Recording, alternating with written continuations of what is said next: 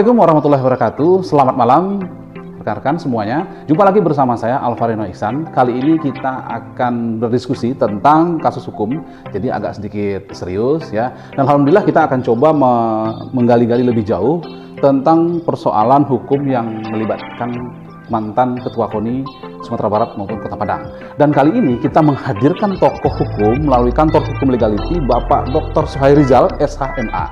Beliau cukup terkenal di Sumatera Barat karena beliau adalah seorang advokat dan juga mediator dan akademisi yang sudah lama berkecimpung di dalam hukum.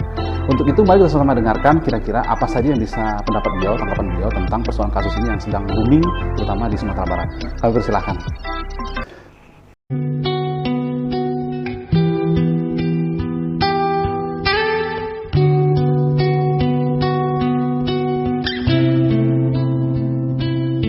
Bang, terima kasih sudah memberikan kesempatan kepada kami untuk sedikit berbincang-bincang secara santai, Bang. Baik, Bang.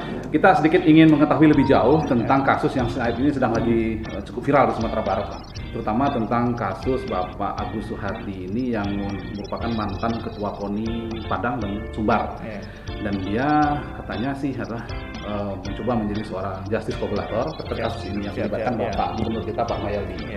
Jadi kami ingin menggali lebih jauh. Karena Bapak kan seorang akademisi yang juga sebagai seorang pakar hukum, jadi kita ingin tahu kira-kira pendapat Abang seperti apa terkait kasus ini. Bagaimana Bang kira-kira? Ini perkara ya penuh dengan lucu-lucu ini perkara ini. Jadi saya mengandaikan ya kalau mahasiswa tahun 1 Fakultas Hukum ini mengikuti perkara ini kan ya, saya yakin barangkali dia bisa pindah ke fakultas lain. Karena dia melihat ternyata hukum itu penuh dengan ketidakadilan, penuh dengan ketidakpastian. Nah, apa yang disebut dengan lucu-lucuan? Lucu yang pertama itu adalah, dia begini Bang. Misalnya orang dituduh memakai urin. Memakai narkoba. Tentu dia tes urin.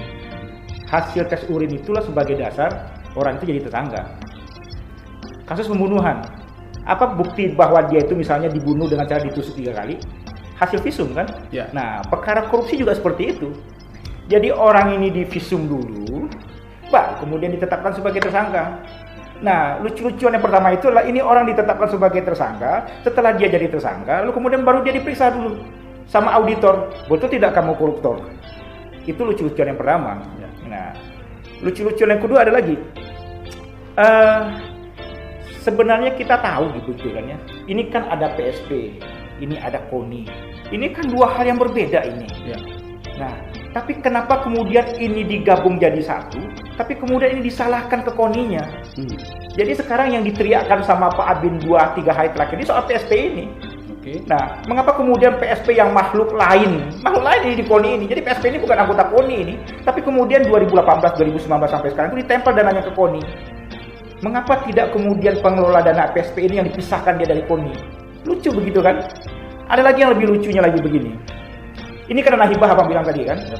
Dana hibah itu kan dari APBD lalu kemudian diserahkan dihibahkan begitu kan ya. Nah, ini mereka setiap bulan lapor gitu kan.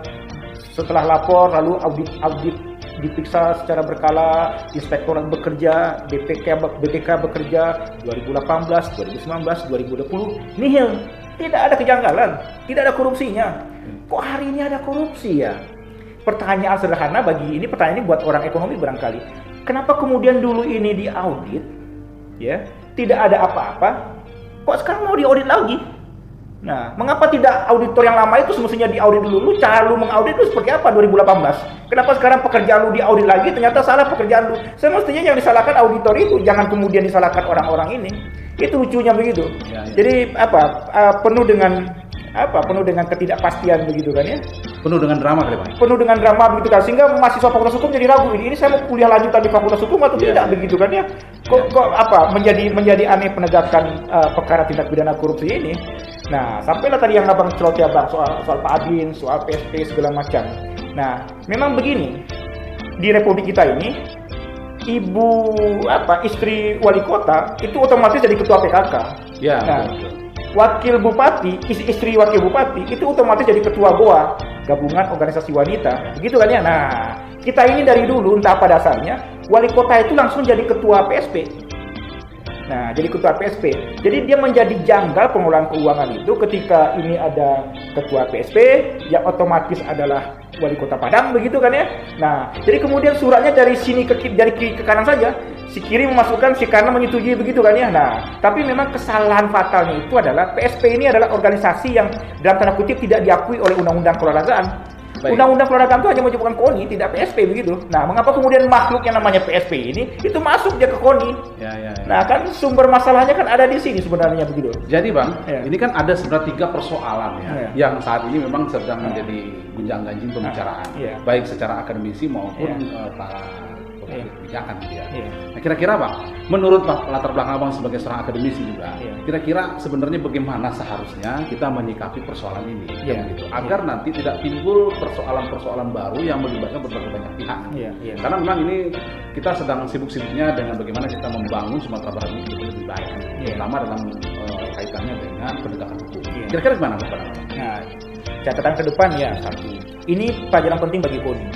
Kesalahan KONI Sumatera Barat, kesalahan KONI Padang itulah dia tidak taat anggaran dasar. Oke. Apa kata anggaran dasar? Mesti ada lembaga lain di bawah di pengurus inti itu yang dia semacam komisi audit. Jadi harus ada orang akuntan di KONI itu dan dia dilembagakan, dia permanen, begitu kan, tidak ad hoc. Makanya kemudian rancu dia, hancur amburadul dia soal-soal laporan keuangan KONI sampai hari ini. Jadi KONI ini seperti diurus seperti organisasi pemuda saja, begitu kan ya. Seperti organisasi Karang Taruna, pada kemudian didapat dana besar dari APBD. Nah, ini yang penting ke depan ini. Nah, kemudian sekali lagi ya, kita kan ingin soal transparansi penegakan hukum. Ini yang barangkali catatan penting jangka pendek yang harus kita sikapi. Dulu Kejaksaan Negeri Padang teriak ini 2, sekian. Lalu sekarang teriak lagi 3, sekian, begitu kan ya. Jadi muncul apa? Keraguan publik ini. Ini serius apa tidak ini cara penghitungannya? Dan satu lagi barangkali ya, di negara kita ini yang mesti juga kita perbaiki, kalau sudah diaudit oleh lembaga resmi, semestinya nilai kepastiannya sudah sempurna, tidak boleh lagi diotak-atik. Jangan-jangan besok 20 tahun lagi ini dibuka lagi nih kan, diaudit sama anak cucu kita 20 tahun lagi, nah ditemukan lagi begitu kan, tersangka lagi sekarang begitu kan, nah kan timbul ketidakpastian. Baik. Iya. Kemudian Bang, ini mungkin terakhir ya, mungkin kita akan bicarakan lagi. Ini kan terkait dengan peran Agus Suhardi ini Bang. Iya. Beliau kan memposisikan beliau sebagai justice collaborator Iya. terkait kasus dana hibah Iya. yang melibatkan Pak Mahyildi Iya, sebagai iya. Gubernur Sumatera Barat. Iya. Kira-kira menurut pandangan Abang, kira-kira bagaimana peran posisi dari pendapat dari Pak Agus Suhardi ini? Ya, dia sebenarnya ada peraturan Mahkamah Agungnya. JR tadi itu, Justice Collaborator itu, dia mesti ngaku dulu dia. Saya ngaku nih, saya salah. Betul nih, saya sudah tilep nih di KONI gitu loh. Saya tilep segini loh. Tetapi bukan saya sendiri nih yang makan ini. Nah, si A, si B, si C. Itu yang JR tadi itu, GC tadi itu.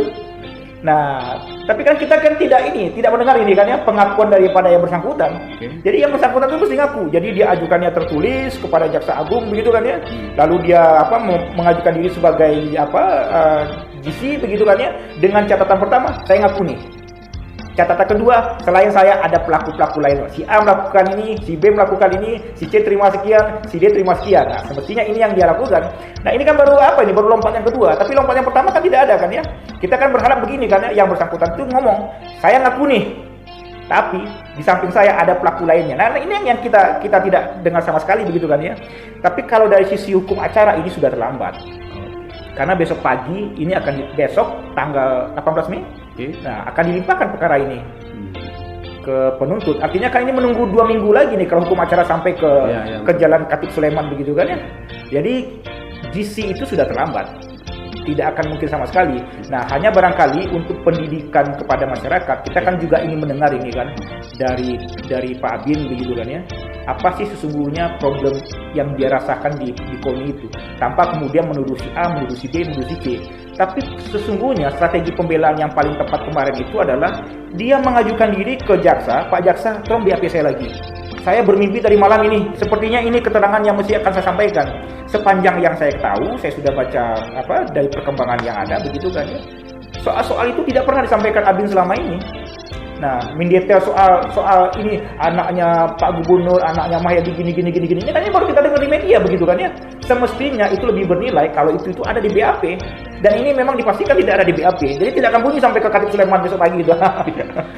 Baik, terima kasih banyak Sip, Bang. sip. Kami sangat mengapresiasi dari berikan kesempatan untuk Iya. bicara wawancara langsung dengan Abang. Mudah-mudahan apa yang Abang sampaikan pada malam hari ini bisa memberikan informasi yang seluas-luasnya kepada Iya. masyarakat. Mungkin itu saja. Terima kasih. Sip. Selamat malam Bang ya. Ya, terima kasih. Ya.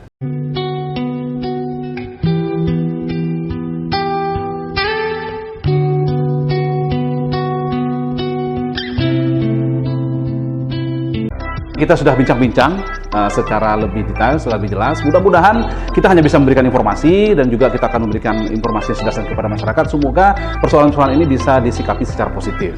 Dan tentunya ini bisa memberikan kontribusi bagi dunia hukum di Sumatera Barat tentunya.